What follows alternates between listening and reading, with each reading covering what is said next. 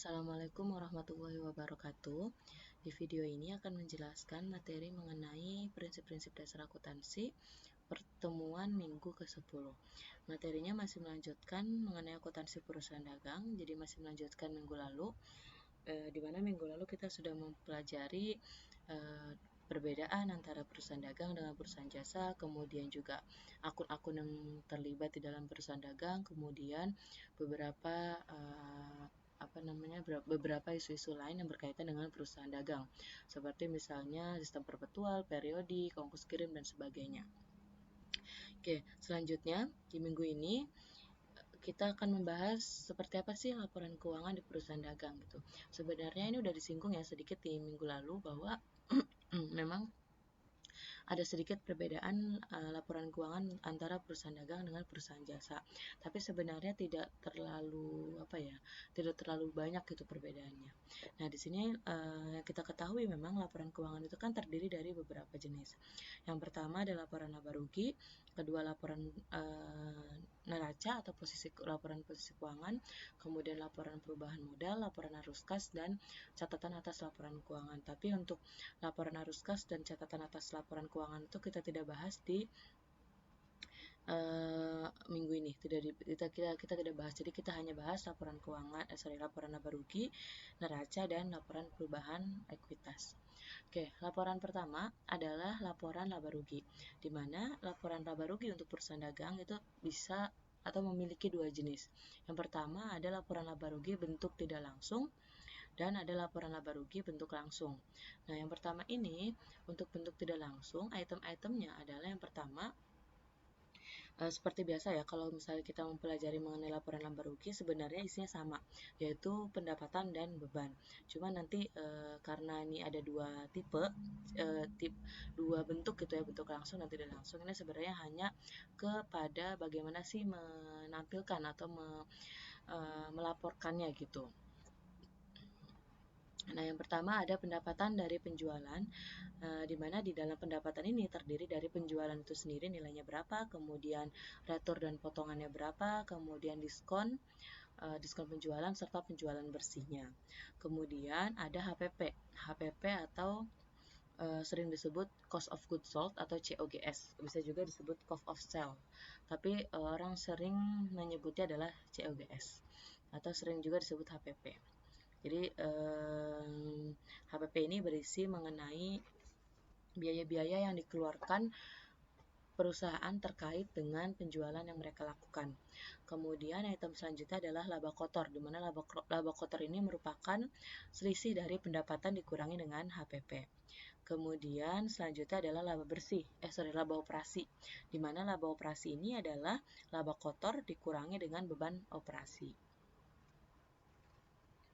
Oke, kemudian selanjutnya adalah ada pendapatan dan beban lainnya, dan yang terakhir adalah laba bersih, di mana laba bersih ini merupakan laba operasi dikurangi dengan laba operasi ditambah dengan pendapatan lain dan dikurangi dengan beban lain. Oke, untuk lebih jelasnya kita lihat contohnya. Ini merupakan contoh laporan laba rugi bentuk tidak langsung.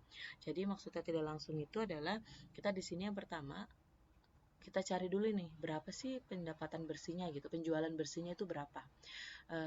Caranya adalah tinggal mengurangkan penjualan dikurangi dengan retur dan potongan dan dikurangi dengan penjualan, maka akan ketemu penjualan bersih. Setelah itu dikurangi dengan HPP, nanti kita akan ketemui laba kotor sesuai dengan definisinya tadi ya, bahwa laba kotor itu merupakan penjualan dikurangi dengan HPP. Nah, setelah ketemu laba kotornya, kemudian kita cari nih beban operasinya berapa. Di mana beban operasi itu bisa terdiri dari dua. Yang pertama ada beban penjualan, dan yang kedua adalah beban administrasi. Untuk beban penjualan ini adalah beban-beban yang dikeluarkan yang berkaitan dengan penjualan secara langsung. Misalnya beban gaji staf penjual, jadi beban gajinya si salesnya, atau ada beban iklan. Kemudian ada juga beban penyusutan peralatan toko yang berkaitan toko untuk menjual barangnya ya, misalnya showroomnya gitu, atau misalnya di toko, pokoknya dia bukan di kantor gitu. Kemudian ada ongkir atau ongkos kirim penjualan, dan ada beban penjualan lain-lain. Kemudian kalau untuk beban administrasi adalah beban-beban yang dikeluarkan oleh perusahaan yang tidak berkaitan secara langsung dengan penjualannya, tapi tetap dikeluarkan oleh perusahaan gitu untuk mendukung kegiatan operasional perusahaan. Misalnya ada beban gaji staf administrasi, jadi beban gaji bagian accounting, atau misalnya bagian admin, bagian kasir, bukan kasir ya, maksudnya bagian yang ada di kantor lah istilahnya, bukan yang ada di dalam penjualan gitu. Ada juga beban sewa, beban asuransi, beban habis pakai dan sebagainya. Nah, setelah diketahui berapa beban operasinya, baru kita kurangkan nih laba kotor, kita kurangi dengan total beban operasional, maka akan ketemu laba operasi di sini. Nah, laba operasi ini kemudian nantinya akan ditambahkan dengan pendapatan lain-lain dan ada beban lain-lain. Nah, pendapatan lain-lain di sini bisa berupa ada pendapatan sewa, bisa juga ada pendapatan bunga dan pendapatan-pendapatan lainnya. Bisa juga di sini ada beban bunga dan sebagainya. Nah, setelah diketahui berapa pendapatan dan beban lainnya, kemudian laba operasi ini akan kita kurangkan dengan total dari pendapatan sewa dan beban bunga ini, maka akan ketemu laba bersih atau net income-nya. Ini merupakan tampilan dari laporan laba rugi bentuk tidak langsung. Kemudian untuk bentuk langsung kita bisa lihat perbedaannya. Kalau untuk bentuk langsung, kita langsung jumlahkan berapa pendapatannya, berapa bebannya, baru kita langsung kurangkan. Maka akan ketemu laba bersihnya berapa. Jadi lebih gampang gitu ya sebenarnya ya. Tapi memang yang sering digunakan adalah yang bentuk tidak langsung. Jadi kita tahu berapa laba kotornya, berapa laba operasi, dan berapa laba bersihnya.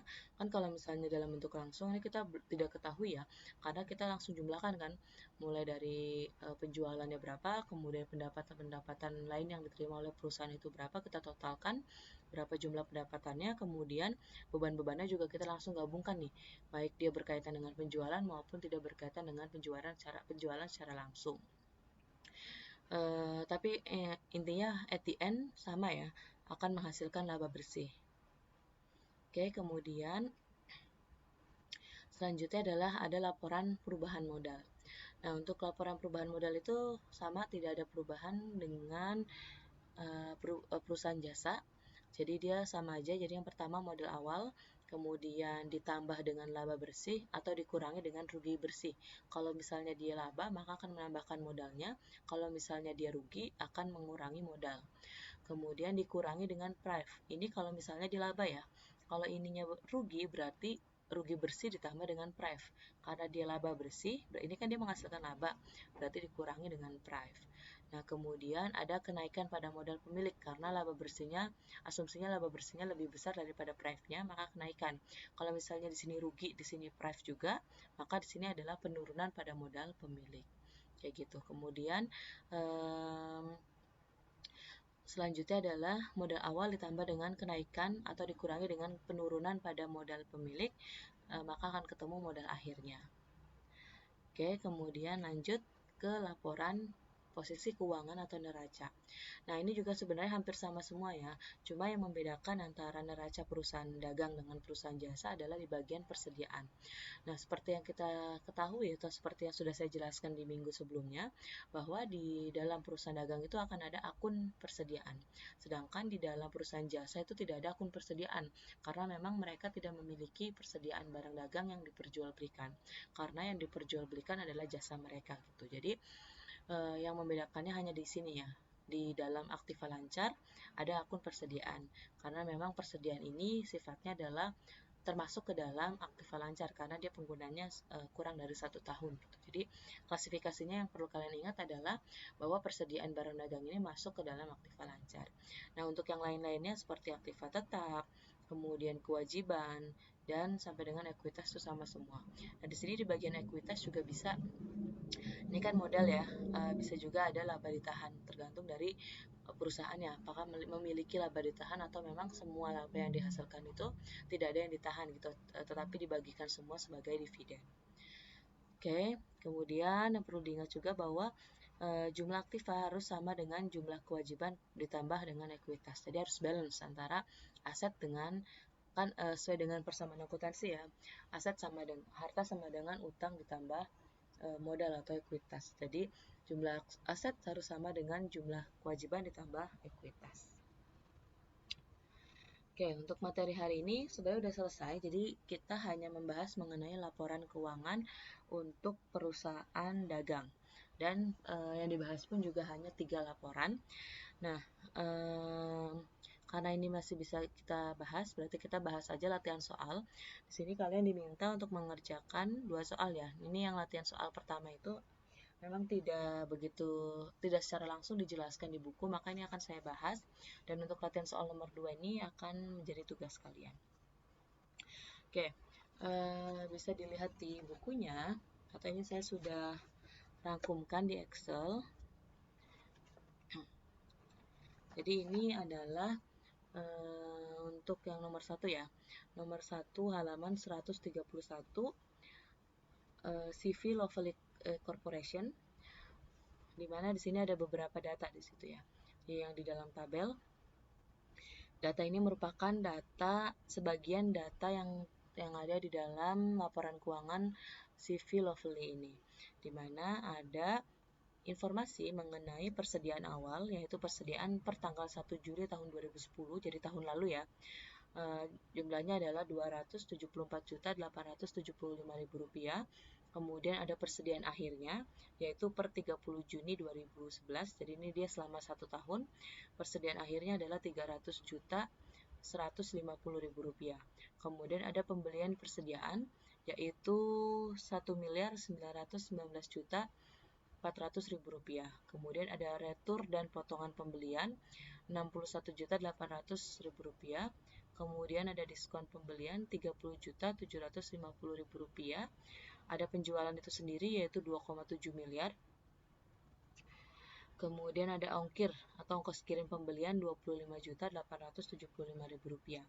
Nah, yang poin A, kalian diminta untuk menyiapkan bagian HPP-nya aja nih. Bagian HPP dalam laporan laba rugi untuk tahun yang berakhir pada 30 Juni 2011. Jadi, kalian diminta untuk membuat laporan HPP, dan memang ini tidak secara detail ya dijelaskan di dalam buku. Maka untuk yang poin A, nomor 1 poin A, ini saya sudah buatkan. Jadi ini merupakan rumus-rumus, bukan rumus sih, cara-cara atau langkah-langkah untuk mencari HPP. Karena kan kalau kalian perhatikan, yang di dalam ini, informasi ini tidak ada HPP ya, belum diketahui HPP-nya berapa. Nah, ini adalah cara untuk mencari HPP-nya. Oke, yang pertama adalah harus diketahui persediaan awalnya. Kemudian nanti persediaan awal ini akan ditambahkan dengan pembelian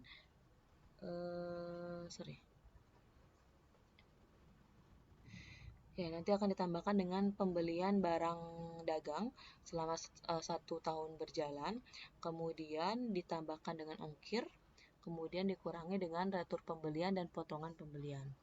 Kemudian jadi pembelian ditambah ongkir dikurang retur dan potongan ini dikatakan sebagai pembelian bersih. Jadi kemudian selanjutnya adalah dikurangi dengan persediaan akhir, maka akan ketemu HPP. Jadi intinya sebenarnya rumus HPP itu adalah HPP sama dengan persediaan awal ditambah dengan pembelian bersih dikurangi dengan persediaan akhir.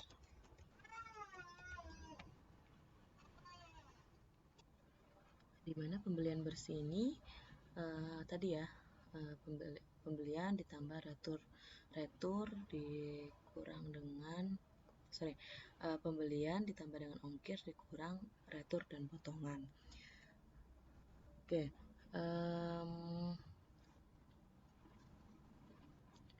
kemudian ini kita langsung isikan aja. Jadi kan di poin yang A itu kita diminta untuk mencari HPP-nya. Nah, berarti kita tinggal masukkan nih. Di sini persediaan awal kita masukkan ya. Persediaan awal adalah yang 1 Juli 2010. Oke. Kemudian pembeliannya ini kita masukkan 1.919.400. Kemudian ongkir pembelian yang ini Nah, ini adalah kita tambahkan nih. Pembelian tambah dengan ongkos kirim. Kemudian untuk returnya, retur dan potongan, oh dia udah digabung ya. Retur dan potongannya adalah 61.800.000. Berarti oh di sini ada diskon ya. Ini kita ganti nih. Ini retur dan potongan kita singkat jadi repot ya. Kemudian yang ini kita ganti jadi diskon. Diskon pembelian. Ini kita masukkan. Oke, kemudian ini kita jumlahkan. Retur, potongan, dan diskon kita tambahkan. Kemudian nanti kita ketemu pembelian bersihnya, yaitu tadi pembelian ditambah ongkir, kita kurangi dengan retur dan potongan. Oke, kemudian barang yang tersedia untuk dijualnya adalah persediaan awal ditambah dengan pembelian bersih. Kemudian persediaan akhir tinggal kita masukkan yang ini 30.150.000 rupiah. Kemudian HPP-nya adalah tinggal kita kurangi barang yang tersedia untuk dijual kurangi dengan persediaan akhir. Jadi HPP-nya adalah 1.827.450.000 rupiah. Ini kita bold.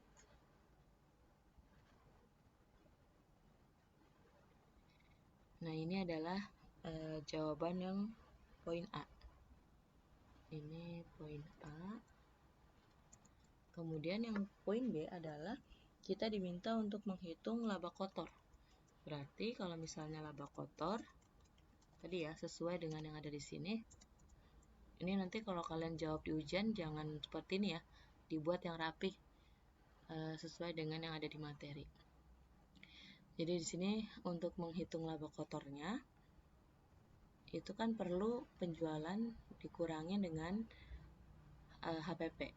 Di sini untuk yang penjualan tidak ada keterangan seperti retur dan potongan penjualan dan sebagainya. Ini asumsikan kita penjualan bersih di sini karena tidak ada informasi lain di soal ya. Jadi kita asumsikan penjualan bersih. Nah, berarti laba kotor itu adalah penjualan bersih dikurangi dengan HPP. Penjualan bersihnya adalah yang ini 2,7 M. Kemudian HPP-nya ini penjualan bersih. Ini HPP. Berarti laba kotornya penjualan bersih dikurang dengan HPP.